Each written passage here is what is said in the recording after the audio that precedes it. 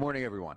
My name is Jared Solomon. I am a state representative in the 202nd Legislative District in Northeast Philadelphia, and I am proud to co-chair the America250PA Legacy Infrastructure Committee. I want to explain the importance of being here and then give a bit about the process, both today and then moving forward. We will then hear your testimony after our Executive Director gives a little explanation about how that will roll out. We'll hear the testimony. I think we'll move pretty quickly. I will close out, and we'll all move on with our day. So thank you all again so much for being here. It is always good when government attempts to do inspirational change and tries to transform the Commonwealth in a positive way. And in this case, we are attempting to change the infrastructure landscape of the Commonwealth by 2026, or at least start the process by 2026. The great thing about this hearing, and we were just in Philadelphia, where I'm from, is that every single county has a story to tell. Every single county has a feeling about where they are presently, where they have been, and where they want to go. So in Philadelphia, again, my hometown, we like to talk about the grit of our people that make up our city. There are, of course, in terms of the aesthetics, some remarkable architectural, unique architectural places to go in and around the city. And of course, our history frames our city and is one of the main reasons why people come to Philadelphia. And every county really has that. And so I think it's really important right now. We're in Somerset County.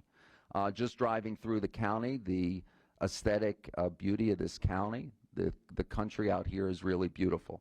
What was I passing? Oh, the Laurel Hill State Park. Gorgeous. And the state park system in general is hopefully something that we highlight throughout the Commonwealth as we approach 2026. Your history in Somerset, the historic courthouse, is really a gem in this county.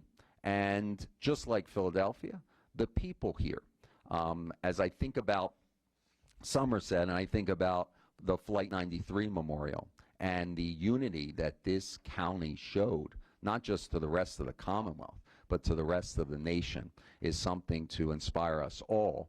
And I'm sure something that we can tap into, that unifying moment as we approach 2026. So we're trying to do big things today.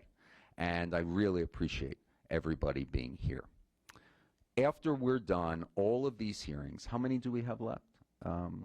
One after. So it will be a total of 12. We've done them in every region, actually two in every region of the Commonwealth. So once we're done, we as a committee will get together and we will figure out which projects we would like to try and get funded. Once we do that, we will put together an omnibus proposal where our goal is to get every single legislator, and I don't think this has happened before, but we think we can do it. All 253 of us, Democrats and Republicans in the House and Senate, to sign on to a letter and legislation supporting this proposal. We will have projects from every single nook and cranny of the Commonwealth. So if you're a senator or you're a House member, it's going to be an easy one to say yes to. Also the theme of embracing who we are in Pennsylvania and celebrating America250 is an easy one to embrace. So we're confident we can get that work done. So that's, and that we believe should be done in terms of the proposal by the end of the year. And then all of us in the legislature are going to have to try and really fight for the dollars to fund these proposals, because everyone, almost every one of them, as we've been traveling, has so much merit, and the people who have proposed them were very intentional and really took a lot of time to provide us with their presentations. That's sort of the why and the what and how we're moving forward. And then if you, I'm sure you all know Cassandra Coleman, our executive director, but she's going to talk a bit about how today will run. Sure. Thank you, Jared. Hello, everybody. Thanks so much for being here. As the representative mentioned, we've been traveling the Commonwealth, and just it blows us away every time we leave one of these hearings because the projects are just amazing. And we just want to thank all of you for all of the work you do on a daily basis. At America250PA, our goal is to truly reach every Pennsylvanian in every county through one of our programs, projects, or events. So you can go to our website at America250PA.org to learn more about those. They are being implemented across the Commonwealth in all 67 counties. For today, just a few seconds on the process of the hearing. So you will be called up. We ask you to bring your name tent with you to the front table here. Once you're called up, if there's anything you want to hand out to the panel, feel free to do that. If not, you could start your testimony whenever you're ready. You'll have 5 minutes to present your testimony. At about 30 seconds remaining, you'll hear the bell. We just ask you at that point to please finish your thought, finish your sentence. At 5 minutes, you'll hear the bell again. Twice. At that point, we just ask you to please finish your testimony, and then we will have either one question or comment from the panel to each testifier. If there's no other questions or concerns, I think we're ready to get started, Representative. Perfect. Thank you so much. So first off, okay. Oh, because right. We're going to have August Carlino, CEO and President, Rivers of Steel Heritage Corporation. That's not how you say your name, right? Is that correct? Did I get it? Okay. Oh, I'm glad. Oh, very funny. That was, I set you up for that joke. I completely set that up.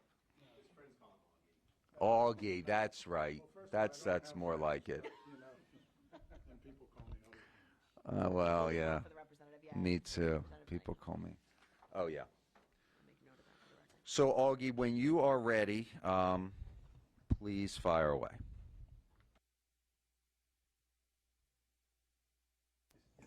There you go. I am ready, Mr. Chairman, Ms. Coleman. For the interest of time, I've summarized my remarks. Testimony that was submitted, I'm assuming, will be there for the record. I don't need to read the whole thing. I represent an organization based out of Homestead, Pennsylvania, Rivers of Steel Heritage Corporation. We are one of the 62 national heritage areas designated by the United States Congress, a non-governmental organization that works not only with the National Park Service but with the state of Pennsylvania on conserving the Commonwealth's heritage and history. We focus obviously on the industrial history of Pittsburgh and Southwest Pennsylvania. Organization's been around since 1990. The centerpiece of our work, although we do cover 8 counties in Southwest Pennsylvania and have done hundreds of projects across the region, the centerpiece is the Cary Blast Furnace National Historic Landmark, which was the blast furnace complex that Andrew Carnegie started and built. U.S. Steel's first site for a billion-dollar corporation in the 1900s. And today, we're, in the paper, we're talking about maybe the loss of U.S. Steel altogether as a company because it may be bought out, which points to the significance of why we are working to save this site. This is an iconic site, not just for the Steel Valley of Pennsylvania and Western Pennsylvania, but for the nation as a whole. When you think about Pittsburgh and Southwest Pennsylvania, it built the world, and this mill and this blast furnace was the anchor to all of that. Within it, we are in the midst of a capital campaign where we are working with Allegheny County, the Redevelopment Authority, and have funding from the state RCAP budget and from federal appropriations and from many major foundations in Pittsburgh to restore this site, not only as an historic place where people can come to take tours and learn about the history, but as a transformative site, using it for events and arts and a creative economy. Really, when you look at this site, it sits just upriver from the city of Pittsburgh, literally a few hundred yards. But it's a worlds away in the sense of reinvestment in that part of the valley compared to what has happened in the city on other industrial sites. And part of our work there is community revitalization and using this site in order to not only drive tourism, but to generate economic activity at that site. The powerhouse that we're talking to you about today is one of two major buildings that sit there. The pictures that I gave you represent the work that we intend to do with the money if we're fortunate enough to receive funding from you all. And that is to focus on the stabilization of this building, which we have been doing for the last 5-7 years. New roof has been put on it, over $15 million invested in the site as a whole. What we need to do with this building is to stabilize its foundation. The building is used today for a lot of different events. Corporations rent it. We just had Duolingo there for its corporate party. There was over 5,000 people there. In a few weeks, we'll be having our annual fundraiser, the Festival of Combustion, where small iron blast furnaces that are not, they're replicas of the larger ones that are there, but they will be fired up, and metal artists from around the country and around the world will come in and demonstrate metal pouring, and people that attend will be able to make different things. And then it'll culminate this year with the Irish Festival returning. Last year they came for the first time, and they were there 3 days, and every day there was over 20,000 people there. The point I'm making is that as much as this is an historic site that draws tourists, there's other opportunities to generate economic value for the community using an historic asset. And what we have shown over the years in our work is that the investment in this history, which 30 years ago, when the industry was collapsing, no one thought was valuable to invest in. What we're showing is that the investment in this history not only saves the identity of who we are in Southwest Pennsylvania, but it also can use those elements of other ways to draw people, to get them to appreciate history and heritage of our Commonwealth and our great nation. People will come for arts events that may not have been there for a tour and then want to take a tour, and vice versa. I'll summarize by saying we hope to have your support for this and answer any questions that you have. You just talk a little bit. Are you guys planning different things for 2026 specifically throughout the year to celebrate the 250th currently? We do. What we have worked on as a part of that celebration is the events of steel making, not just at our site, but also across the state with other heritage areas that represent industrial sites. So talking to the folks at Lackawanna Valley National Heritage Area or Schuylkill Valley, where we have some steelmaking facilities there. And ideally, if we can get a collaborative approach to a plan for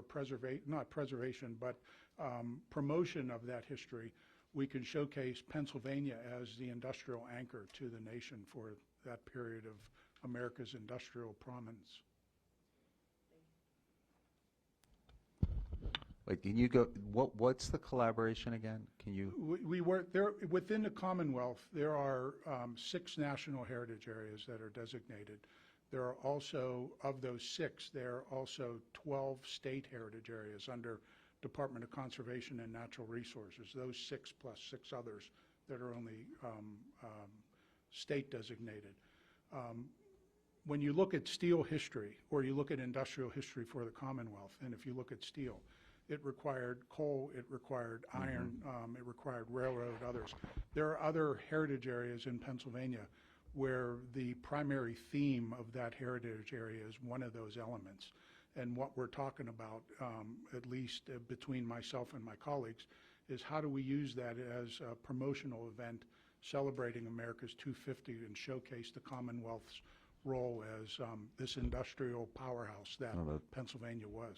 That's interesting. So, are the other sites on board with this idea? It's at the beginning of the discussion with it. They're interested, they're on board, but I can't say we have any commitments from anybody Obviously, it requires money, other money than what we're looking for. That was my next question. Yeah. Are they bringing any money to Oh, the well, table? everybody has different budgets, yes, sir. And, you know, we haven't figured out how much we're going to need or anything like that yet, but we'll be talking to our legislators about that, too. I'm sure. I'm sure you will. This, Senator Casey, I see in your submission, you have this designated Save America's Treasure grant. 2, yes, sir. Oh, so you're at $1 million. We're at $1 million with Save America's Treasures, yes, sir. Were you able to secure the match for both of the grants yet? That's what we're doing now. That $1 million is a part of an $8.9 million funding pool that we have right now. Our goal, as a part of the capital campaign, is to raise $10 million in 3 years. We started that in March, and we're already at $8.9 million. Okay. Yeah. How did you get the match? State funding, RCAP money we have. We have 2 $1 million RCAPs. There is State Historic Preservation Office funding that has also been put into it. Plus, So you can use government to match government can't use federal to federal or state to state, but I can use state to federal. as the required match. Yes, sir. Yes, sir. It's interesting. They're also, you know, we're fortunate in Pittsburgh to have a lot of foundations, and they've invested substantially in our work. You mentioned the other counties that will be impacted. What level of support are they giving you in terms of the leadership within the county? Are there elected officials and everyone on board with this project? Yeah, when we began this effort, it was a community organizing project where we required counties to sign up. We don't ask them to contribute money. If they can, they do. And we didn't do it because when we were organizing this in 1990, you know, this whole region was on the edge of financial catastrophe. So we were looking at it as a way to bring money into the region in order to help them rebuild. 36 years later, that has worked. And now counties, especially through gaming money, have put funding back into projects. You know, for example, you can walk on the Great Allegheny Passage, right? We were one of the parties that helped bring federal money through Department of Transportation, federal, to the state, to the trail groups to help the GAP and others build that trail. And those counties then assisted with that, either with their public works, providing in-kind, or direct funding to us. That's just one example. You know, another one, we've opened access to riverfronts, where riverfronts have been historically shut off because of industrial use. And we worked with local governments and state governments now that that industry is gone to open those riverfronts back up in order for quality of life, recreation, economic development opportunity in those communities. And we're doing that all up and down the valley. Thank you. Thank You're you. So, welcome. anything else? Thank you so much for your testimony. You're welcome. Thank Thanks, you. Augie. Next up, we have Jeff Martinelli, Public Relations and Communications for Butler County Tourism and Convention Bureau. Jeff, if you want to come up and, when you're ready, provide your testimony.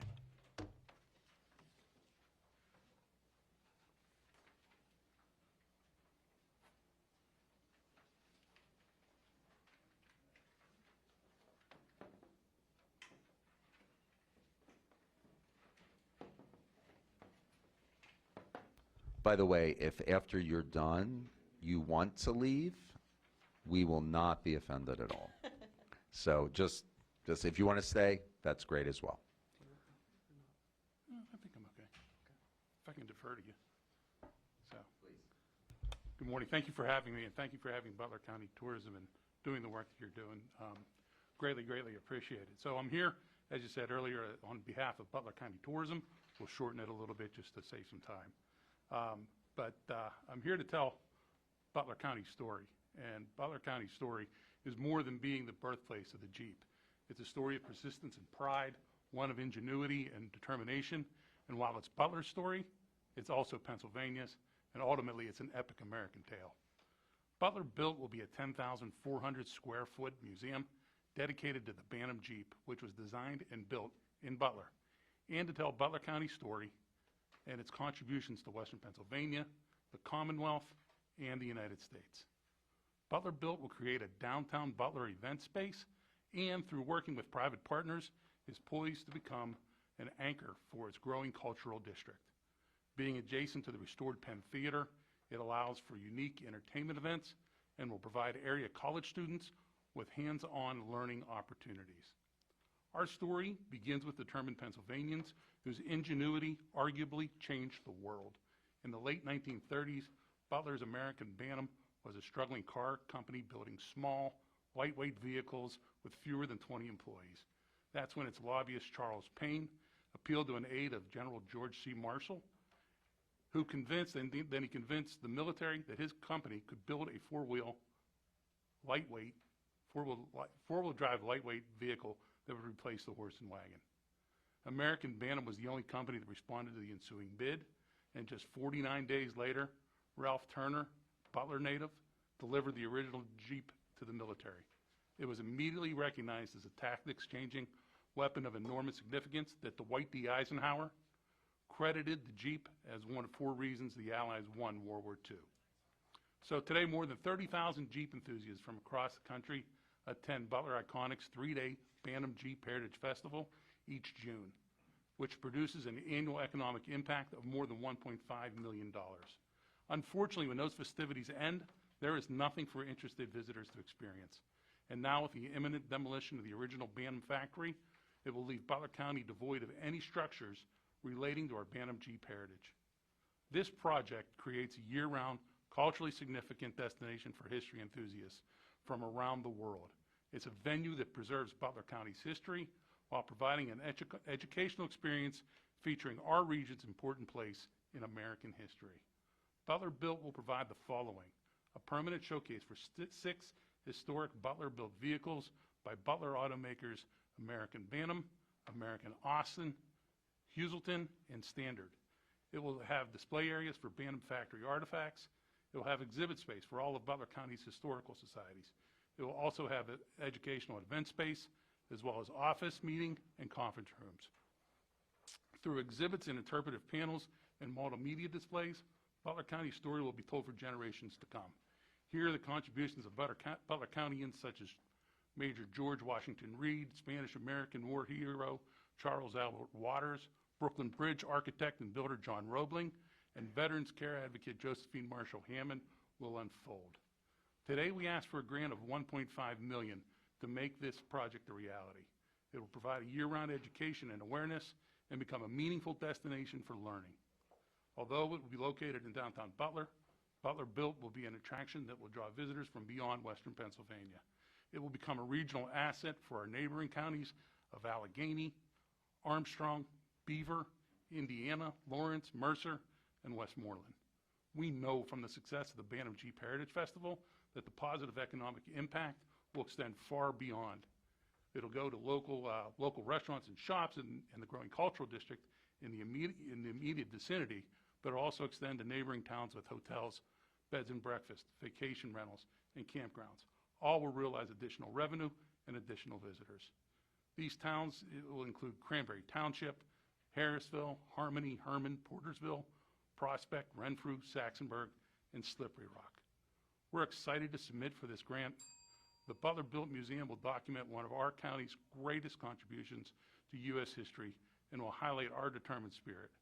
We believe that Butler Built will tell the story of the great people of Butler County, but more so, we believe that story will inspire future generations to be epic. On behalf of our partners with the America250PA Butler Steering Committee, that's a lot, Butler County Tourism is proud to submit this grant and proud to be here and appreciates the opportunity. Thank you. Future generations to be epic. You nailed that landing there. You nailed that, Jeff. You did. Thrilled to welcome my friend and colleague, Representative Kerry Benninghoff. Did you want to say hello, Representative? Hello. I knew he was going to do that before he did it. Honored to be here, and ironically, I actually got caught in the middle of that Jeep parade, I think a year or so ago, when I was coming through town. Sorry to slow you up, but glad to display our heritage. Well, I got a good taste of that, but in all honesty, we're here obviously to hear your testimony, and I would tell you this, being a little late comer to the meeting, to hear your enthusiasm and your pride of your community. I think that's really what we're talking about with the whole theme on, America 250. What built America? It's one of my favorite book series. If you ever look through those, and I'll end on that, there's books, They Made America. It talks about different industries, whether it's Colt Revolver or, Mattel Company, and it's just really neat. And I think sometimes we've lost some of that. And we, as the adults in our communities, I think owe it to the next generations to remind them of it and what brought us to where we are. Yep. So thank you, Mr. Chairman. No, thank you so much. Thank you. And if there are any specific questions, I have a few, but anything, please. So Jeff, with the number of the 1.5, if well, I guess two parts. One is, will this be complete by 2026? Yes, it will be. Okay. And secondly, if for some reason, of course, we're getting hundreds of applications across the Commonwealth, we like to ask this just to be sure, is there a scaled portion of the ask that would, if the number that was able to be provided would be lower, what would that go towards specifically to help you get it across the finish line? So, not having really spoke that out with the committee and with the group completely, it could be scaled.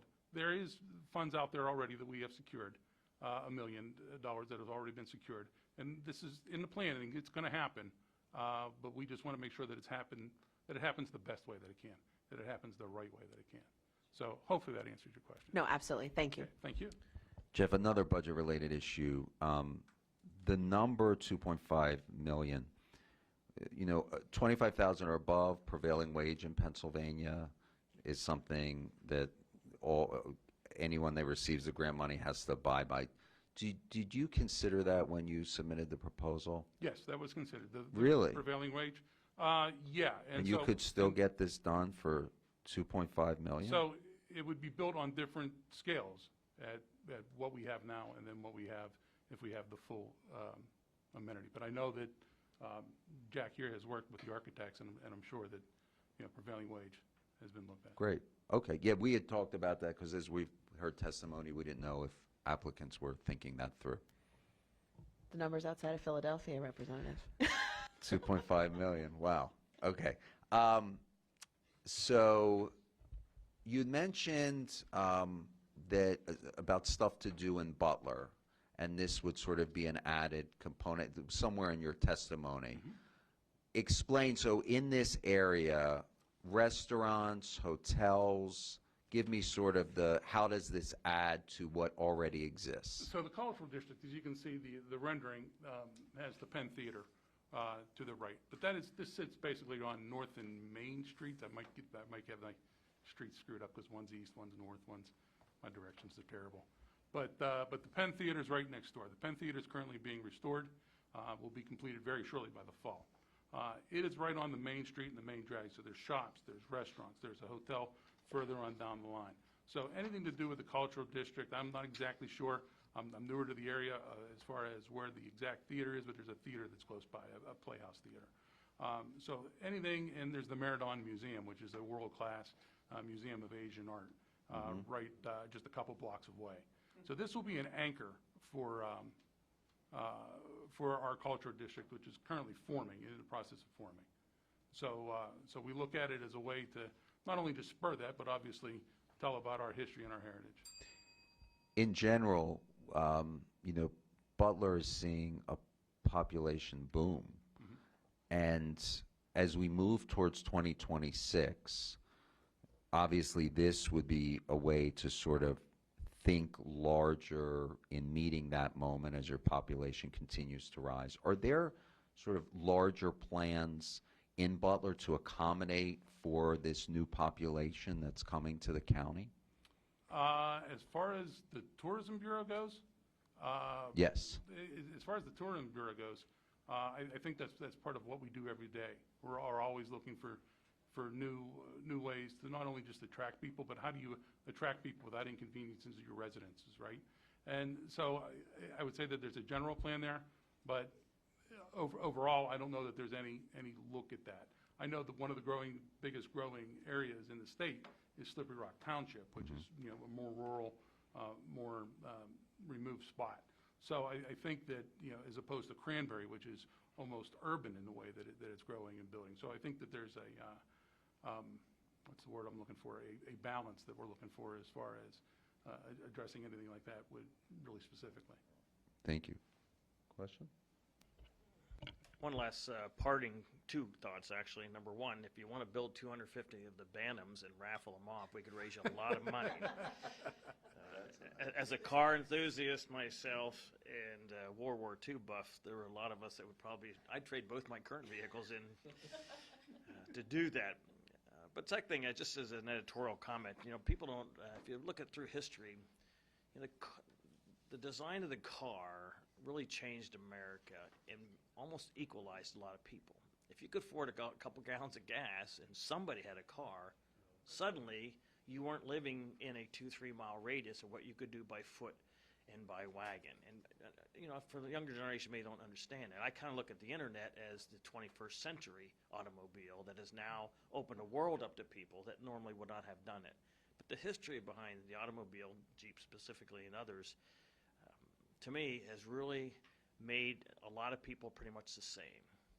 And it really kind of universally changed people's outlook and knowledge of the world. And I think there's a lot to be said for a community who wants to build on that, considering that tourism is our second largest industry in Pennsylvania. I don't think we should lose sight of that. So I appreciate your presentation. Thank you. Thank you. And if I could comment on that just real quick, that last 8.5 by 11 sheet that I handed out talks about, it's actually an 8-foot by 10-foot wall panel that we have produced that really tells the story of automakers in Butler County and the fact that when, you know, autos were first being manufactured, it was a business everybody was trying to get into, right? And so there were 6 different spots. So it's not just the Jeep that's going to be on display. There will be other Butler-built vehicles, but also the ability to have other displays about the rest of Butler County.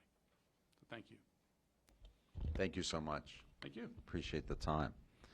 We'll be on the list for the panel. Okay.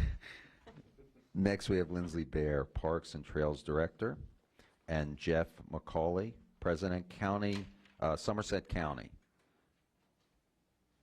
What does that mean? President, Somerset County what?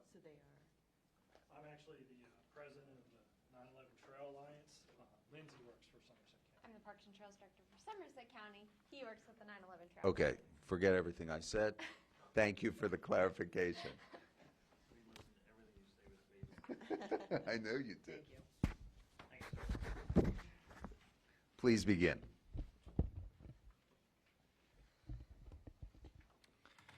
The September 11th National Memorial Trail Alliance's goal is to preserve and perpetuate the memories of those impacted on September 11th, 2001 by connecting the New York City National September 11th Memorial Museum, the Flight 93 National Memorial in Somerset County, Pennsylvania, and the National 9/11 Pentagon Memorial in Arlington, Virginia, and other places of resilience and freedom through a 1,500-mile multi-use September 11th National Memorial Trail.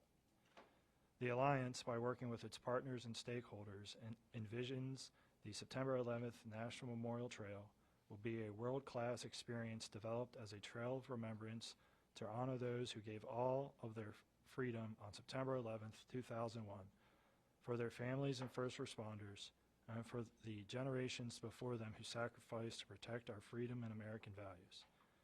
The Alliance envisions the trail will be an important recreational and transportation catalyst promoting tourism, economic development, healthy bodies and minds, and cultural, historical, and education opportunities for generations to come. With 25 days until September 11th and another service taking place at the Flight 93 National Memorial, one of the most important parts of the 9/11 Trail is the connection from Flight 93 National Memorial in Shanksville, 22 miles to Garrett, PA. This segment from Garrett to Shanksville and the Flight 93 National Memorial is one of the Alliance's highest priorities to complete, and the Alliance feels very close to obtaining that goal, and lining up critical construction funds will go a long way in obtaining that goal. When this gap is complete, a trail user will be able to go from the Pentagon Memorial in Arlington, Virginia, all the way to Berlin, Pennsylvania on an off-road trail, and then utilize safe scenic roads to access the Flight 93 Memorial. So developing the September 11th National Memorial Trail in Somerset counties is one of the county's top priorities. We started the process of 9/11 trail building through our region in 2016 when Somerset County worked closely with CSX, who ultimately donated 130 acres of rail bed between Garrett and Berlin specifically for this trail. After a lot of design and engineering work, in 2020, the county started its first construction phase and finished in 2021. Funding for this project was provided by the Federal Lands Access Program and the Department of Conservation and Natural Resources and other local donations.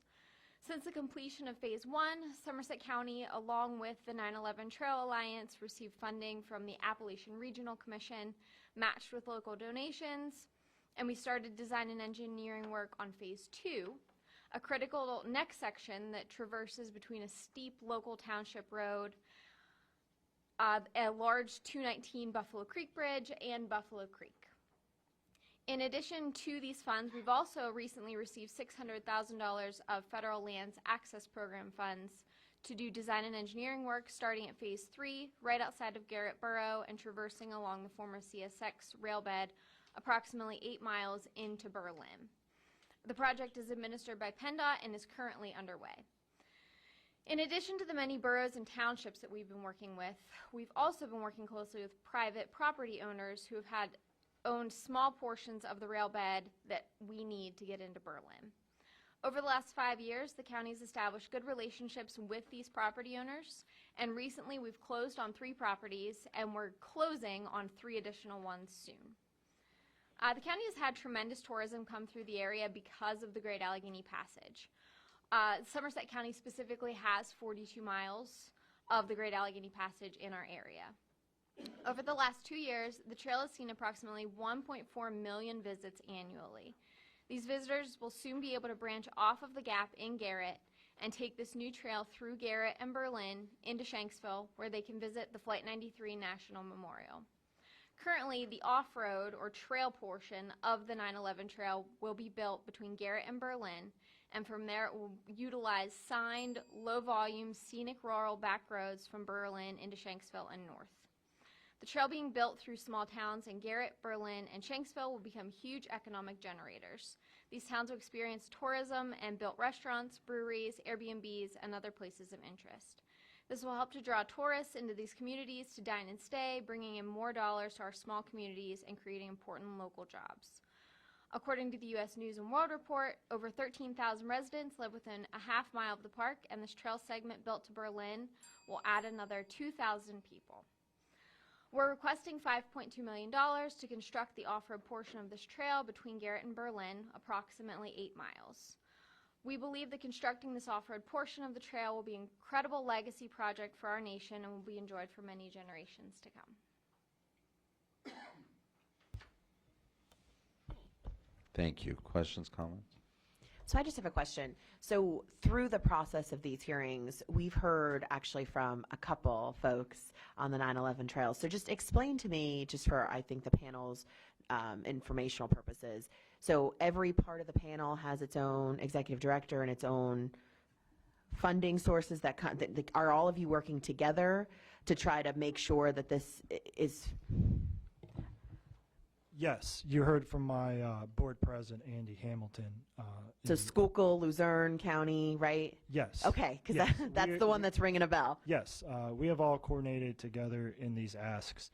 The 9/11 trail is 1,500 miles, as I stated, and it has just over 900 miles located in the state of Pennsylvania.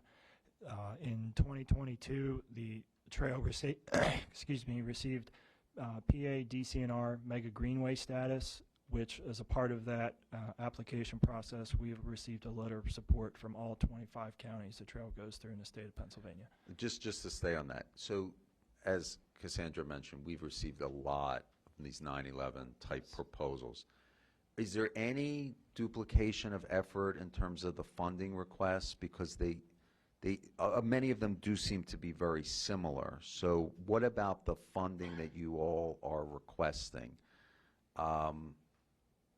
Is there been any effort to sort of have like an umbrella group to say, here's the number we need to complete this whole stretch, instead of this kind of more piecemeal approach? I mean, we do have estimations of how much it would cost to complete the whole. What is that? I mean, it's millions of dollars. It's hard for me to put a state of a public number because we don't actually have access to all the property we need to actually build the trail. So that's why I don't Okay. want to say a number, because if it, No, that's fine, if it sure. changes, I don't want to be held to that. Right, sure. Do you have more? Representative Benioff. You're going to regret that I came. I'm a very curious person. Two things. First of all, thank you for your enthusiasm. I was looking through your brochure, the old question, where were you on 9/11? You know, a lot of us do remember that. Some might not have been born yet, but it was the first time in my life I was told I couldn't go into a public building, and I was a representative, and at the time I wasn't told why, but story for another day. My question is two things. One, give me a visual of what this trail is going to be like. You're talking about off-road. You know, as soon as you say the word off-road, I want to go buy 2 Bantam Jeeps, but the reality is, you know, people's idea of what you can do in off-road, you know, is there any kind of vehicles, whether it's electric, battery, can somebody ride a hover around, is it only walking? I think we need to have a visual of that. Absolutely. So whenever we say off-road, we mean it's not accessible to everybody's vehicles. Now, of course, maintenance vehicles, it is, but it's literally for bikers, people walking. That's really what we're going for here. So all of our off-road trails do not allow any other type of vehicle, just from a safety aspect. It's just, it's much safer for it to be off-road. This is going to be a wooded trail, the vision, I mean, I live in an area with lots of trails, so there's different types. Some have, you know, grit, stone, others are wood, chips, others are paved, so. Yes, so for the small portion that we've already completed, it's different levels of stone, but on the top it's a crushed limestone gravel that almost is like a concrete after it's there a while, which Right. is an ADA accessible type of surface, and that's what we build all of our trails out of. Last two questions, if I may. Is this something that is envisioned to be accessible year-round, or is this a seasonal thing? Because obviously then you have maintenance issues if you're trying to clear the snow or whatever else. Yes, so it is accessible year-round. So, for example, on the Great Allegheny Passage, it is open in the wintertime. We do not clear the snow because a lot of people do cross-country skiing on it as well. So we do not clear it, but it will be open year-round. And last question is, I'm concerned with the number of right-of-ways. We're trying to do a 3 little mile walkway from one town to another in Bellefonte, and you know, you only need one property owner to say, nope, don't want you there. It shuts it all down. That's, to me, is a legitimate concern for something this long, and what guarantee do you have of being able to get complete access for these things? So our Are you actually section, purchasing, when you say you've secured these things, you're actually purchasing the properties? correct. So with our section, CSX donated 90% of it. That other small 10%, we have acquired 3 of those properties, and we actually have the deeds drawn up, and we have plans to sign everything within the next couple months.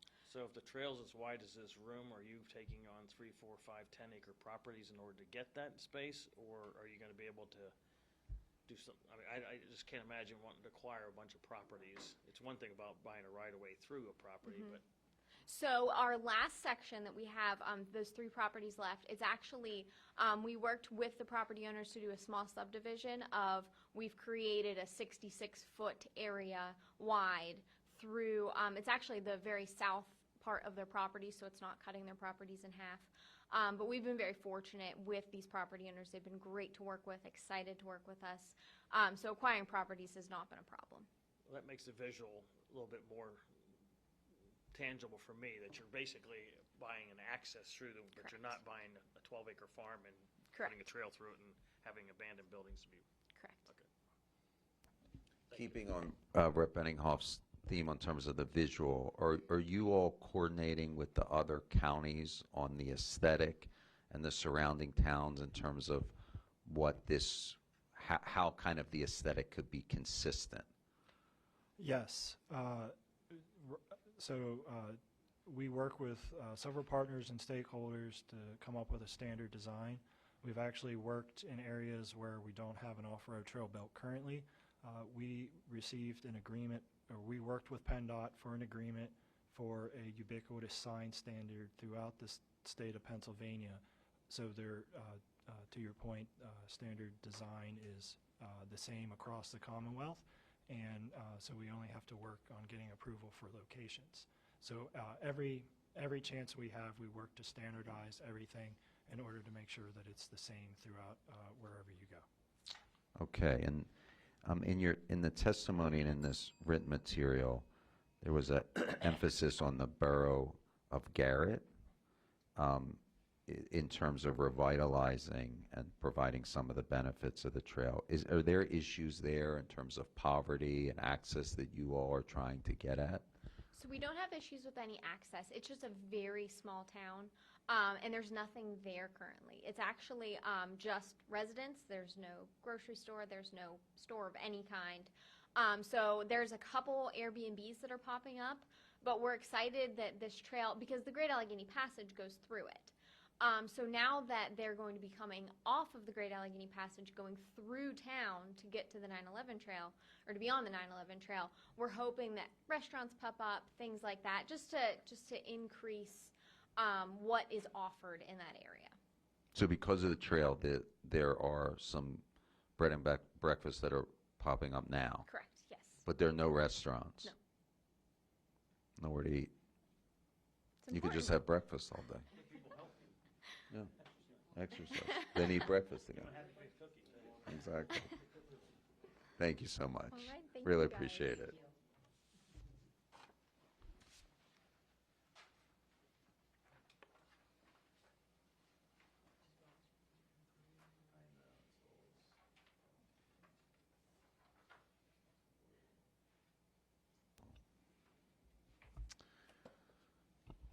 Next, we have Jeff Marshall, Chief Clerk, County Administrator, thank you, for Greene County. Jeff, please come up. When you are ready, provide your testimony.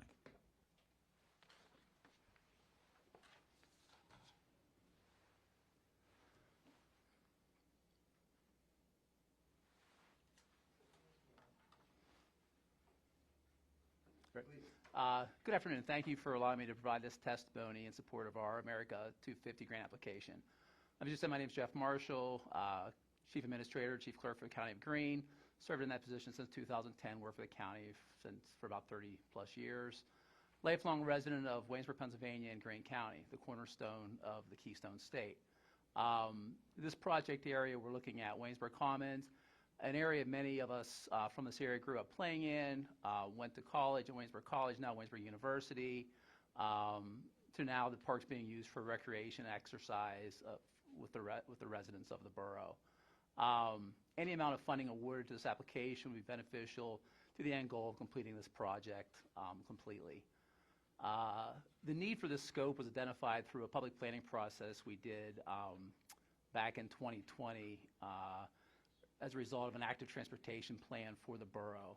And it's centered around the commons, the residents, the university, and the general business district of Waynesburg, which the county government occupies a large majority of the business district. The commons is in the middle of, excuse me, middle of Waynesburg, the county seat.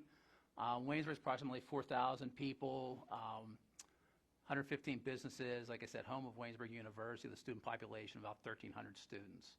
The Commons basically is the hub, the connector that brings the residents, the students to the business district and connects those two areas. The main goal of the plan was to improve the safety within the Commons, improve connectivity and access. We currently have phase one of the project defined and funded. This funding, if awarded, will provide the remaining funds to complete the project. Grant funds are going toward improving sidewalks, ADA accessibility, replacing broken walkways, and improving pedestrian crossing devices along 2 state highways. In 2022, the county, Waynesburg Borough, and Waynesburg University entered a memorandum of understanding to continue to support and maintain the Commons. All 3 entities agreed to a cost-sharing initiative to keep the Commons public lands and maintain their current use. The location and why we think this ties into America 250, the location of the Commons is one of the original lands of the newly formed County of Greene and was founded in 1796. The Commons was never to be sold and would always be set apart for all to use as they saw fit. The original use of the Commons was for pasturing cattle, horses, and hogs as people visited the town. As we recognize the founding of the United States, Waynesburg Commons is tied to the founding of Greene County and Waynesburg Borough. In 1850, Waynesburg College, now Waynesburg University, was chartered and is a landmark that borders and assists in the preservation of the Commons. In 1899, the county and the borough formally dedicated a Soldiers and Sailors Monument, which is still there in a park which is now referred to as Monument Park. This monument was built to honor those who fought in the Civil War. The Commons also has many public attractions that border the park. Eva K. Bowlby Library borders West Park, hosts many functions for children and adults throughout the year. They incorporate many of their activities into the park. They most recently introduced a strolling reading activity for their patrons. The Presbyterian Church borders Ritchie Park. Ritchie Park has a gazebo in it, which is a backdrop for many weddings, gatherings happening in the park. And I've said, of course, Waynesburg University has the most properties bordering the Commons. The university students traverse the park daily, going back and forth to classes, with many of the classes being held out in these parks. Things that have happened in the park in the past, in 1996, the county celebrated our bicentennial celebration in the parks, in the Commons. Currently, the annual Rain Day celebration was moved to the parks in 2022, and that celebrates July 29th as generally a day that rains in the town of Waynesburg. Waynesburg University holds its graduation in May of every year, centered around College Park. Attractions in the park, as I said, Soldiers and Sailors Monument. In Monument Park, there's a fountain that was built in 1894 in College Park that sits right in front of the university's main building. Gazebo, which replaced a bandstand that was built in 1901 in Ritchie Park. Numerous trees have been planted in memorial over the years. The Commons are used regularly by citizens for recreation, education, historical, and tourism activities. Greene County was named after Nathaniel Greene, a Major General who served in the American Revolutionary War, while Waynesburg was named after Matt Anthony Wayne, who also served in the American Revolutionary War. Again, thank you for this opportunity to provide this testimony to improve Greene County. Any funding that you can provide for this project would be appreciated and well received. If there's anything else you need, please do not hesitate to reach out to myself. Thank you. Questions? Representative Benningoff. Very quickly, you went through a lot of things, appreciate it, very thorough. Are any of these projects underway currently? Phase 1 is currently in design. It will be bid here next fall with construction to happen in a tight time frame between graduation the first week of May and Rain Day happening in July. So phase 1, which will take care of a park and a half of the 4 parks, should be done by July 29th. And then as more funding comes, we will continue that process among the remaining parks. As every day this year being Rain Day, it seems like it's put a lot of these projects off, so Yes. thank you.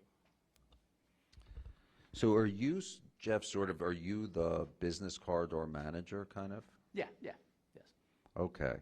And you mentioned, I think it was it 76, how what you did in the Commons for the, or Yeah, was- 1996. is Oh, when we sorry, had it's our- 96. We had our bicentennial. Okay, for right. the bicentennial. So what do you envision? How will the Commons look? How will it present? How will you welcome folks to the Commons in 2026? It'll be similar to that. This is our tourism director, who's actually my sister, is Really? Yeah, was appointed to the contact for the America 250 program. Her and her board have started having some discussions about what they want to see, how they want to proceed with this. Turning the Commons into places for activities is fairly common with graduation, the Rain Day events. There's a nice, Washington Street's a nice entrance into the Commons, wide street, nice sidewalks, light poles for banners to be hung on, everything that I think would be expected in something of this nature. And the proposal, so you have benches when you see some of this topsoil seeding, is that for kind of greening up Yeah, the commons?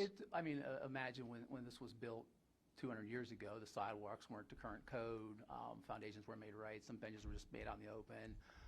The idea is to make it to where they are fully accessible, fix what's bad, make connections like the monument. There's no pathway to the monument. You have to get off the sidewalk and walk through the grass.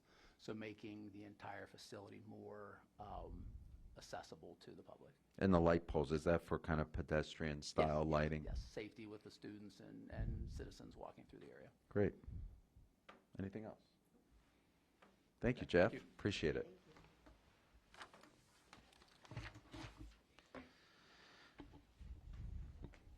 Next, suspense for a moment. Here we are. We have Jonathan Russell, Carnegie Museums, and we have Dan Law, Warhol Museum. Gentlemen, please come on up and provide your testimony. Thank you. I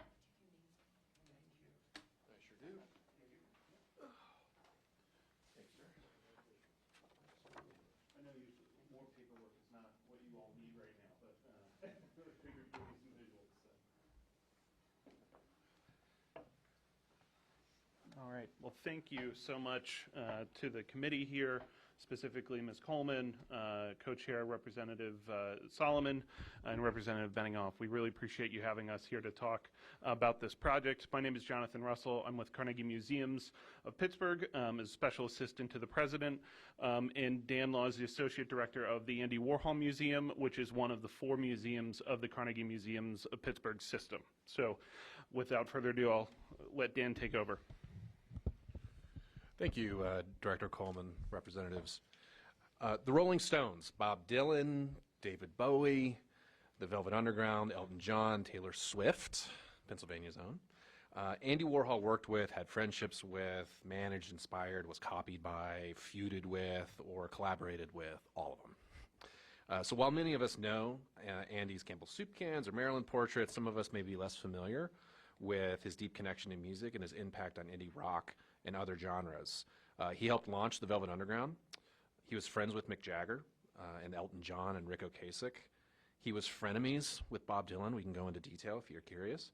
And if you've ever heard Take a Walk on the Wild Side by Lou Reed, it's all about a cast of characters known as the Superstars, creating and experimenting in Andy's Midtown New York art studio, The Factory. So fast forward to today. We're commemorating our 250th anniversary, and we wish to honor the contributions of Andy, Pennsylvania's and arguably the country's most famous and influential artist, to further broaden his impact by expanding the role of the Andy Warhol Museum to include a focus on creative economy. To that end, we are here seeking support of the construction of a live performance and event venue that will enhance cultural diversity and economic prosperity throughout the surrounding region. Andy Warhol spent his formative years in Pittsburgh.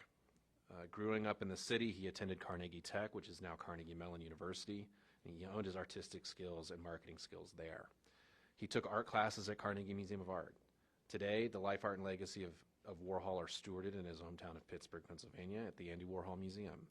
Over the last 30 years, the museum has realized tremendous success, starting as quite literally an experiment and growing into a globally recognized, can't-miss, award-winning cultural destination. 4 years ago, the Warhol conceptualized a plan to enhance Warhol's legacy and increase museum revenue. We call this plan the Pop District. It is a place of workforce development, public art, creative economy, live music, and cultural experiences, all inspired by Andy's pop art practice. And in true Warhol wordplay fashion, POP stands for the people of Pittsburgh, maybe people of Pennsylvania, who are truly at the heart of this new initiative.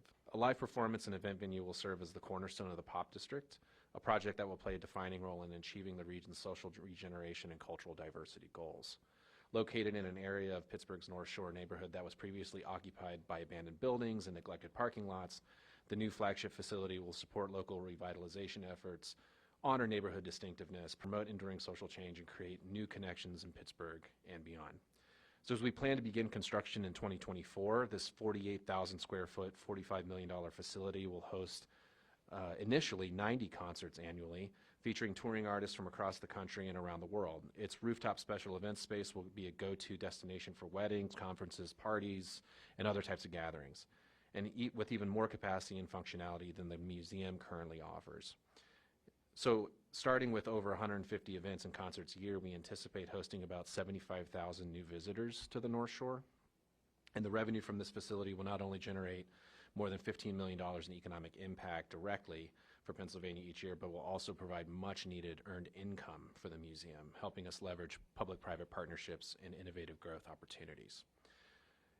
Just this year, in June 2023, the Pop District was ranked by USA Today as the country's 6th best arts district. Earlier this year, the Warhol was ranked by USA Today as the country's 4th best art museum. So we feel we're just getting started.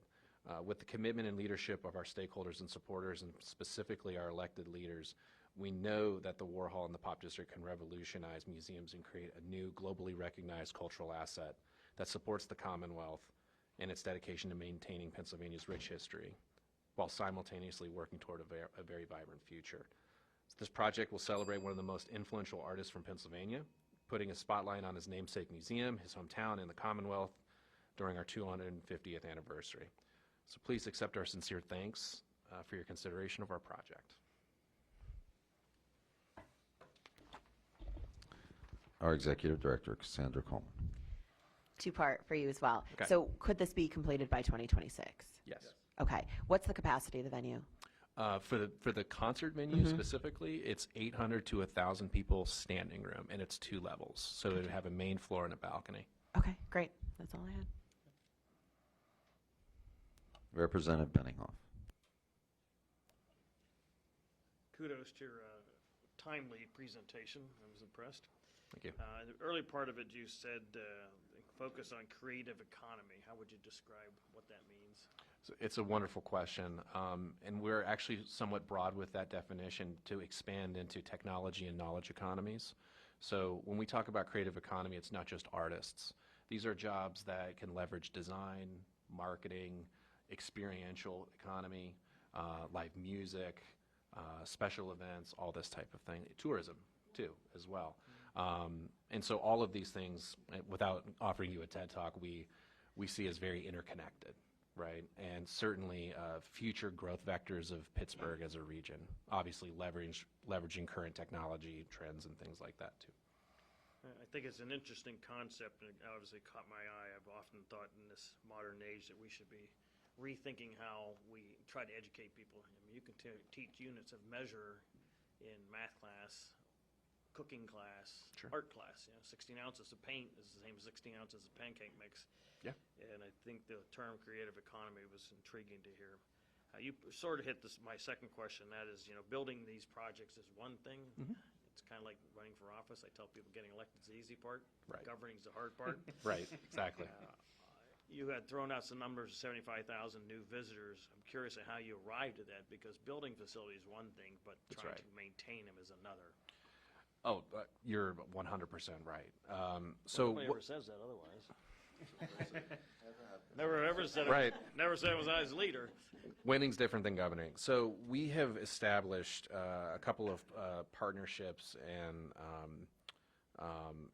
business relationships. So we will be the owners and operators of this facility, right? But we have to rely on local partnerships, public-private partnerships, to help us continue that, the deal flow, if you will. So just for an example, under a normal year, we miss out on about 300 live event requests because we lack the facilities, right? So it's going to sound like we're bragging or something, but people do want to have their events. They want their weddings, they want their parties, they want their conferences, they want their fundraisers sometimes in the lobby of the Andy Warhol Museum. But it's a lobby of a museum. And so we serve the public from 10 to 5. And so if you would like to do a fundraiser or a party or something at 6 o'clock, we have to flip the entire museum in 60 minutes. So what that does is it creates bandwidth capacities, logistics capacities, all those things that are pretty logical, right? But we also have, for 20 years, been in the live music business. So we have a flagship program called Sound Series, where we're already doing 20 shows a year. But what you guys likely have heard, probably throughout the state, is that, particularly in Western Pennsylvania, there's a lack of venues for live music. It's not that they don't exist, it's just that we don't have that many, and we're being outcompeted often by Cleveland, Columbus, Cincinnati, Detroit, and some of these kind of Eastern Midwest cities who do have capacities, particularly at the size that we're talking about, 800 to 1,000. So those numbers are, depends on who you ask, how many, but definitely hundreds of shows a year, right? And so what we're leaning on, Representative, is not just the fact that we have a facility, but we have an attractive brand. And we're the #1 arts and culture destination in the city of Pittsburgh. And sometimes we trade off in the region with our friends at Falling Water as well. But about 70% of our attendees are coming from out of town. So we certainly see the opportunity as growing a local and regional base. Didn't mean to take it away from you Oh, there, no. but the museums as a whole, the Carnegie Museums, have been in the music business since 1895 as well. So we've got a music hall that is that old, actually being rehabbed right now, but it's a part of our legacy as an institution, and it's a way that we can build community partners with musicians and artists throughout the Pittsburgh region as well. Well, I thank you for your answer there. As somebody who lives in a very old town, one of the small ones in the eastern part of the state, I have 2 children who migrate out here because they say that our town falls asleep at 10 o'clock, and they enjoy these amenities. But, the reality is the arts, the music, that to me has always been very universal, tying people together, bringing people together of all different ages. And frankly, it's kind of a tapestry to our society if you watch the different groups that come along. And very exciting. I actually have a couple-day tour in my own head of coming out here to see the museums before the end of the month. So We'd love to have you. we're here. You mentioned when you testified about, I think you were talking about that the building would reflect the neighborhood's distinctiveness. Yes. Can you explain what you mean by that? Absolutely. So you are likely familiar that the north side is a variety of neighborhoods. I believe the number is 19. It used to be its own city, Allegheny City. And back when we used to drop the H on Pittsburgh, I think it was like 120 years ago, these were 2 distinctive cities. And so sometimes I refer to it as like a mini Manhattan, Brooklyn, because it's separated by bridges and rivers. There's an identity to the north side that is very important. And what has happened over the last 50 or so years is the neighborhood that we would refer to as the North Shore has a major gap. Right, it's the sort of the bridgehead of our sister bridges that connects downtown in the Golden Triangle and the Cultural District with the cultural diversity, economic diversity, demographic diversity of the north side. We have sort of lost the ability to define the neighborhood. It's an office park, and certainly after COVID, something like one of our consultants was like 30 to 40% of the office buildings are empty now. So we have lost this ability to, or it's not we have lost the ability, we have an opportunity, frankly, to redefine the neighborhood because you have the world's largest collection of arguably the world's most valuable artists sitting right in the middle of it. We're 1 block away from PNC Park. We're 1 mile away from Acrisure Stadium. And then, of course, all of that being developed right in between. And then take it down a little bit further, you have the casino and you have a lot of other types of tourism assets, not to mention our sister museum, Carnegie Science Center. So extending roughly a mile to a mile and a half run between the War Hall and the Science Center, you can redefine in some respects what was an office park with a couple of sports stadiums into almost an entire entertainment and cultural district that is not in competition with downtown. It is additive, right? So it's almost like a force multiplier effect. And we just occupy this really interesting intersection at General Robinson and Sandusky Street that we feel is sort of the missing piece to the puzzle, right? And we can define it through the pop district as, the life, art, and legacy of Andy. Many of the positives that you envision, you also point out the demographics and some of the economic challenges. That's right. Are the people that you see benefiting from this development, are they on board with the project? Yes, and one of the major focuses of this project is workforce development. So you may notice, I believe in your handout, there's a three-tiered, we call it a three-channel strategy to the POP district. What we're talking about today is our campus focus, right? The capital infrastructure. And that's what the application is to support. That's correct. But there's two other components of the project. One is a public art and creative placemaking component, but also a creative economy workforce program. As of today, our projections for workforce participation in this program is over 150 people, of people of color, LGBTQ+, and immigrant participation is over 70%. And we are effectively recruiting out of a number of neighborhoods, a host of neighborhoods, but specifically the North Side. And you may be familiar with some of the statistics of the North Side, and I may not be super accurate because I don't have them in front of me, but my last time I heard, it was like 70 to 80% of families are living under $75,000 a year, families of four, right? Food deserts, lower educational attainment in the traditional terms. So there are pockets of the North Side that are, are underserved, to put it mildly. No complaints about parking. Oh, parking's always an issue. Oh, It's always an Pittsburgh. So Okay. we do have, right across the street from the museum, a multi-story parking garage run by the Sports and Exhibition Authority, 925 spots. And then you have an additional, oh my gosh, I would be inaccurate to tell you how many, but a lot of parking. But as you know, that parking does have a significant amount of dedication or commitments to the stadiums, right? But I think I know there are plenty of opportunities to park.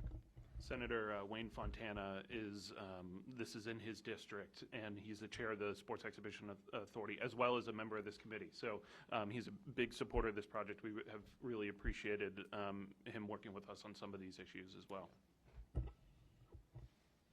Yeah, sure, of course. Representative Benningham. I was just going to add, sometimes we get a little parochial in these discussions, but I think there's an important factor that these venues have an impact downstream to a lot of other businesses. 100%. You look at the facility called Rocklit, it's in Lancaster. For the most part, most of these venues, they are building the different speaker beams and things. Yes. They did the propeller stage for Taylor Swift many years ago. And so that is a systemic impact of our economy. To me, it goes back to that word you guys used earlier, creative economy. It's not just a parochial impact. Right. And I think that's important. So obviously, we're having to make decisions about how we're investing money and what the long-term impact of that's going to be. I think Rocklit is a fantastic example, because when you talk about creative economy, Rocklit also includes carpenters, Oh, yeah. electricians, Yeah. grips, sound technicians, engineers, right? And I think I was listening to a podcast by the Pennsylvania Council on the Arts, PRISM, and I think they said something like 80 of the largest national and international touring acts build their tours at Rocklit. You know why? They have a building there where they can actually practice in. Yeah. This huge block building, I mean, it's phenomenal that they can almost do a preliminary run Yeah, prior to all this. it's extraordinary. My parents live 2 miles from there, and I can confirm they have a great cafeteria too. So if anybody needs a place to eat around there, it's not bad. So, Yeah. but that's exactly the what we're talking about with creative economy. Yeah. Those types of things. Thank you, Mr. Chairman. Thank you both so much. Really appreciate it. Thank you for the time. Thank you. Of course. Next, we have Jeremiah William McCarthy, Chief Curator at the Westmoreland Museum of American Art. When you're ready, please provide your testimony. Welcome. Hi, thank you. These are some examples of the artwork that I'll be talking about.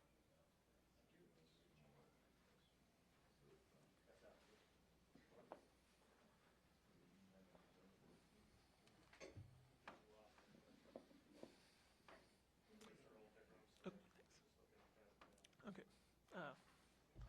Thank you. I'm Jeremiah William McCarthy, the Chief Curator for the Westmoreland Museum of American Art. And on behalf of the museum's board, staff, and supporters, I appreciate the invitation to present Fraktur Alive, our museum's proposal to America250PA. The Westmoreland is an American art museum, and we are one of the few free admission museums in the country. We're a major cultural tourist attraction. Alongside extraordinary artworks from 4 centuries, 2 things really differentiate the Westmoreland from all of the nation's museums. The first is our specialized collection of artworks highlighting the post-industrial big steel era, and the second is the focus of my presentation today, the Westmoreland's Pennsylvania Folk Art Fraktur Collection. It's the most important collection of its kind in the country. It comprises hundreds of drawn or printed documents outlining the personal and domestic lives of Pennsylvanians. Fraktur, or decorated documents featuring a fractured or broken style of penmanship, were first brought by German-speaking immigrants in the 1700s at the founding of the United States. Featuring brilliant colors, most are executed in ink and watercolor and are embellished with hearts, flowers, birds, angels, and other lively motifs. Small yet exuberant, the most common types of fraktur are birth and baptismal plates, texts, blessings, book plates, awards, family records, valentines, and New Year's greetings and religious subjects. Fraktur Alive will connect current generations with founding American generations 250 years ago and what it means to be a Pennsylvanian. With renewed interest in genealogy promoted through places like Ancestry.com and programs such as PBS's Finding Your Roots, our collection's popularity now requires a plan to ensure its preservation and accessibility. Our aim is to build a dedicated space to display this one-of-a-kind collection and integrate it with digital and analog interactive experiences that will bring the collection to life. As fraktur are works on paper, they're extremely sensitive to light damage, and they're vulnerable to fading. This project will allow the museum to protect the fraktur with UV blocking acrylic in a state-of-the-art open storage display. We're requesting $572,000 to make the collection more accessible to the public with online digitization and incorporated interactive technology components for visitors and school-aged children to share their own personal family stories. Funding will also support resources for research of the collection, ongoing programming, community engagement, and marketing and promotion. The Westmoreland is an important economic cultural asset for the city of Greensburg and Westmoreland County, as well as the larger southwestern Pennsylvania region. 42% of our visitors are out-of-town guests. Last year, they hailed from 7 countries and 39 states. Visitors represent all age groups, and we welcome over 2,300 K-12 students each school year, directly serving more than 6 Pennsylvania counties, including Allegheny, Cambria, Indiana, Fayette, Washington, and Westmoreland. We're also a member of the Pennsylvania Museum Cohort, which represents 9 museums in cities across the Commonwealth, including Allentown, Carlisle, Doylestown, Erie, Lancaster, Philadelphia, Reading, and University Park. The museum is committed to serving smaller communities, local businesses, artists, and other nonprofits in our region. The museum spends over $3.8 million annually on compensation, goods, and services supporting the livelihood of over 75 local artists and makers, as well as sustaining more than 25 smaller local businesses and vendors who all benefit from the economic impact of the museum. Fraktur Live will highlight an important American and Pennsylvanian collection, provide greater accessibility and interactive engagement to attract an increased number of visitors, and be a key component in the museum's celebration of the 250th anniversary of the United States in 2026. Providing both the physical and digital infrastructure for the collection will greatly increase accessibility and result in increased visitation and associated local spending. This project will shine a light on mid-sized cultural assets like the Westmoreland and their important role as part of this celebration to revitalize quality of life and economic opportunities in surrounding communities, particularly rural ones. Fraktur Alive embodies America250PA, shared stories from our American past that hold great relevance for our American future. Thank you again. Thank you so much. Representative Benninghoff, I see you writing feverishly.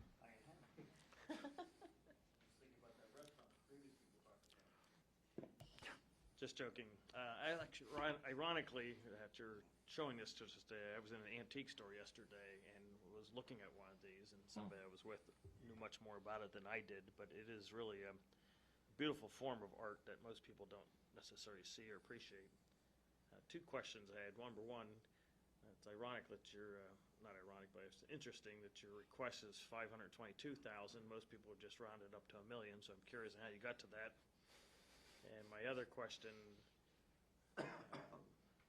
well, go ahead with that one first. Well, the 572, it's because it's specifically for itemized things. So to change the method of presentation so that we can protect these for another 250 years, to provide the interactives to go along with it, to create a searchable database, to create a map to help you visualize the locations. It's based off of a specific, it's sort of the amount exactly that we need to accomplish the things that we. Well, I appreciate your prudence on that. Like I said, most people would have rounded it up. The other question, or maybe it's more of a comment, is the fact that you talk about providing both a physical and digital infrastructure. You know, as we get into this digital age, I see less and less people focusing on this type of artwork, and people are more likely to want to create their artistic visual things through the computer. And they can download that, but it still has a mechanical appearance to it. And one of the things I always liked about these documents is somebody's doing this by hand. This is a artistic signature of that person. It's kind of why we like family Bibles and things that but we're fading away from that. People are getting away from that, and I really worry that we're going to get to the era where these will be non-existent as far as any newer productions. So you're going to try to digitize what you have, so I can archive that if I'm somewhere else, and then come see specifically to see the actual physical, tangible one. Yeah, I mean, you know, you're absolutely right. Like the first part of that to say, I think in celebrations like this, people focus on the big names sometimes, and they focus on the larger projects. And all of these things were made by untrained, ordinary people who were school teachers, who were shopkeepers. And I feel like in something like this, to celebrate the lives of ordinary Pennsylvanians with these sort of extraordinary, ordinary objects is pretty incredible. And the idea behind digitizing it is so many people come to the museum trying to search through these documents to figure out either their lineage or the area that they live in. And so to have a searchable database would be such a boon, because you would be able to pull up things based off of geographic location, based off of the ages of the people, based off of the makers, and we just currently don't have that. So an appointment that should take, for say a specialized appointment for someone actually with a question, it should take a very short amount of time, and it takes much longer. And then the general public, right now they have to use these sort of drawers to go through it. And they do, and they're very excited about it, and you hear them sort of, they say, wow, and even my father recently came to the museum, and he would rather be on a golf course, but this was like the only thing he cared about. And I see the way people respond to them is a very different way than these big grand paintings. And so we want to create an open storage system where people could be able to see them much better, and we could just highlight their beauty and how they directly relate to the region. Well, as an ordinary guy with occasional extraordinary ideas, I compliment you on that. But more serious, you know, as an adoptee, I have very little background. And I found through my own work legislatively on that issue that everybody, for the most part, wants to know their past. It goes back to the old childhood book, you know, Are You My Mother? You know, where'd we come from? And so these things to me are just tapestries to that time and that era, and as you said, done by ordinary people. And the artistic work to me, to some it might look primitive because it's not perfectionist, but I kind of like that. And I would also say, like, we actually don't know what we don't know yet. Like, there are some examples in these frog tours that come, you know, you think about 1840s, and they're documenting buildings and regions. We don't have photographs of some. One is from Somerset County that outlines buildings. We don't have the photographs. They don't exist. So I think allowing this to sort of open a door for more research, you're going to start to see that people are going to become much more interested in this art form and what it has to say beyond just, you know, the text. There's a lot going on image-wise that I think people haven't, you know, been able to include in the literature yet because they're relatively inaccessible sometimes. Last quick question. Will your facility talk about what was used as, I don't want to say tools, but the materials? I mean, Yes. You're talking about people probably who made paint out of squishing berries or something versus us going down to Michael's or Target and being able to buy all this stuff. So, you know, the ability to even come up with the colors And colors meant something then, not just I like red, I like blue, but there was a lot of symbolism with colors that were chosen. Will you be able to articulate any of that through this? Yes, one of the projects is a kind of make your own Fraktur kit to show people the kind of stencils and the way that the paints were mixed. And even like to that point, the paints were mixed. Right. They're not stable. Currently, when you buy a tube of paint, it has stabilizers in it. These are botanical dyes. You know, they're very vulnerable objects. And so that's another reason, I think, to kind of highlight and preserve them. And the fact that they've lasted this long is pretty phenomenal to me. Yeah, the museum acquired them through basically a couple who spent 40 years acquiring all of them. Kudos to them. Yeah. Thank you, Mr. Chairman. Thank you so much. Now, you talked about how kids can interact now through 2026 beyond. That's really interesting. So how are you going to do that? Would what you just mentioned, would they have their own kit and they would sort of explain through the art, their background, their culture, the richness of where they come from? Yeah, so primarily sort of COVID switched us to this, but we started making art kits that we send out. They're free. So anyone who requests one, the museum sends it out to them. And we've thought about, and we would use through this funding, developing a kind of make your own Fraktur kit where you could understand what these are, how you could make your own. It would have examples of the kind of stencils you would use, how you would go about doing preliminary watercolors, things like that. And the other thing is we would do that digitally through a kind of station that you would have in the gallery where you could digitally make your own Fraktur. So thinking about it both ways. For people who can't actually come to the museum, we could send things out, and for people who are at the museum, that we have a space for them to be able to do that. That's great. Thank you so much. Thanks for being with us today. Last up, we have Margaret Forbes, Executive Director of Carnegie Free Library. It's good to see you again. I didn't think I was going to make it. If I may. Do you need these prints back? Oh, You can. no, it's okay. You sure? Yeah, they're just prints. So Oh, okay. All right. I wanted to steal a couple, that's yeah, why. show them to other people. Not the originals, though, let's just take these. Yeah.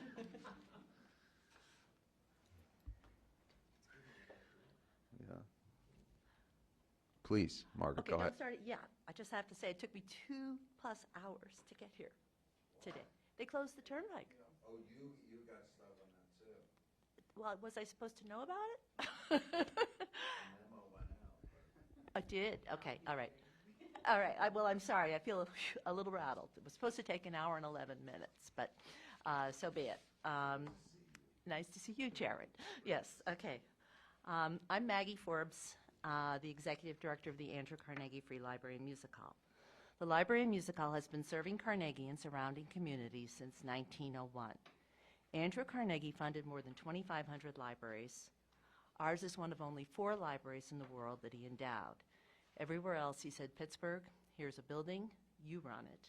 Hence, municipally supported public library, a much better model. In 1894, the towns of Chartiers and Mansfield, located about 6 miles southwest of Pittsburgh, merged to become Carnegie. The Library and Music Hall was Andrew Carnegie's legacy gift to the town that incorporated to take his name. He never endowed another library. The Carnegie is a library and so much more.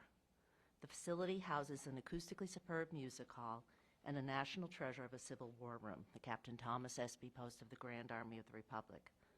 The GAR was the veterans group of the Union Armed Services, the progenitor of all veterans groups in this organizations in this country.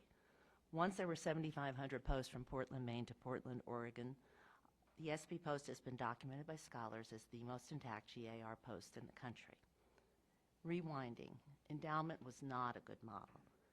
In the 1980s, the ACFL and MH had $136 in his checking account after payroll. 35,000 square foot facility was in precarious condition. Many believed the building should be torn down. Instead, we launched a capital campaign in late 2003 with a $500,000 challenge grant. We had to raise a match from Carnegie and surrounding communities. No foundation money, no government money, no corporate money. If the community didn't support us, why should anyone else? We had 10 months to do it. Feelings for the library and music hall were dormant, not dead. With 2 weeks to go, we were $45,000 short. Then on September 17, 2004, the aftermath of Hurricane Ivan roared through Carnegie.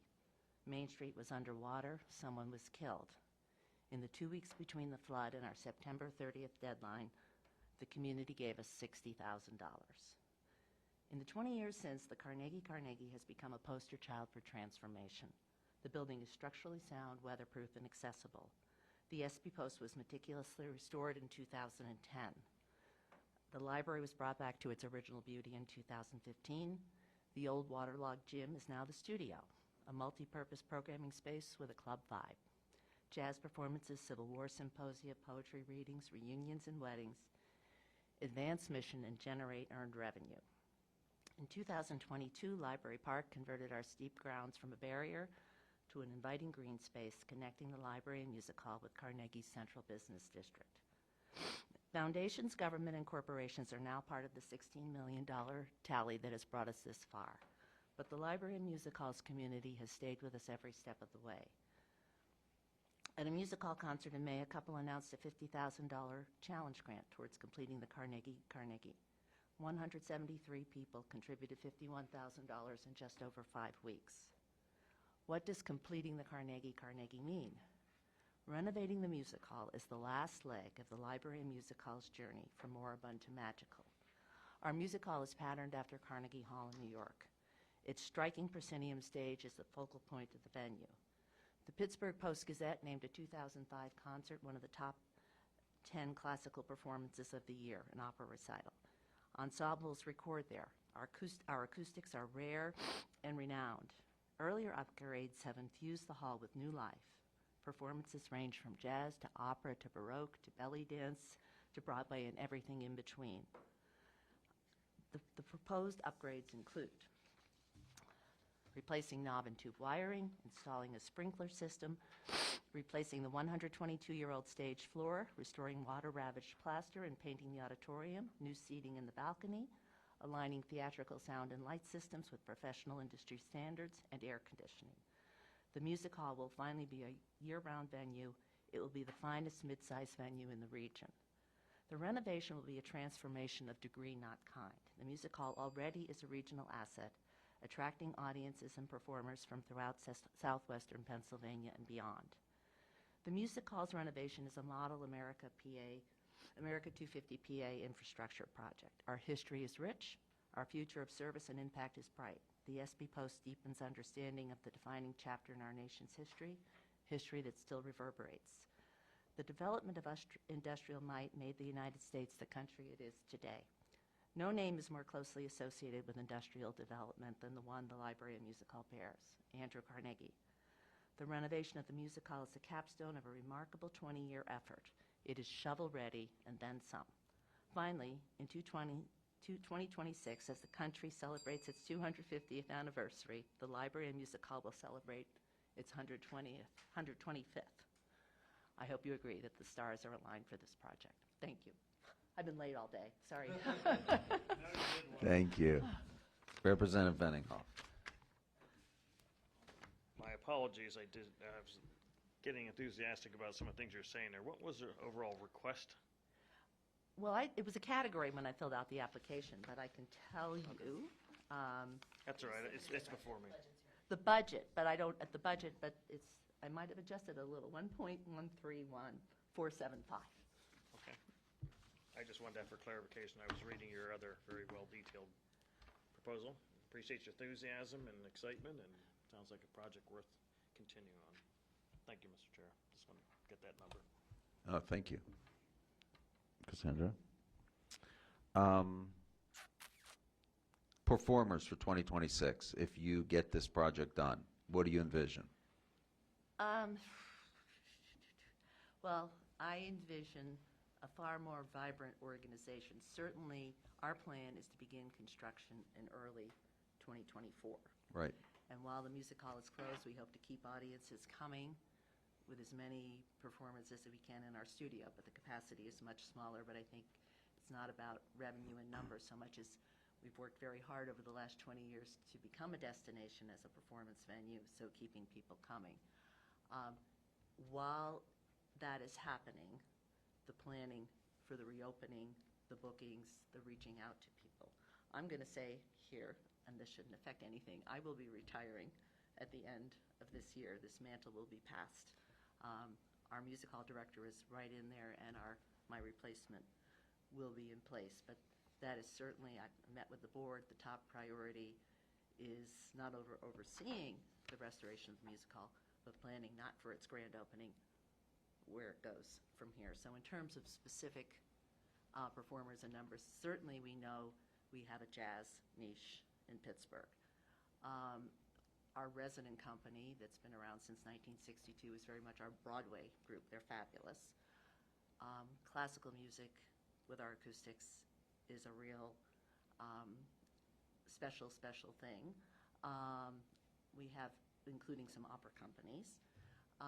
But part of the upgrades, aligning our sound and light with professional industry standards means we can bring in groups that aren't completely reliant on the acoustic sound of it.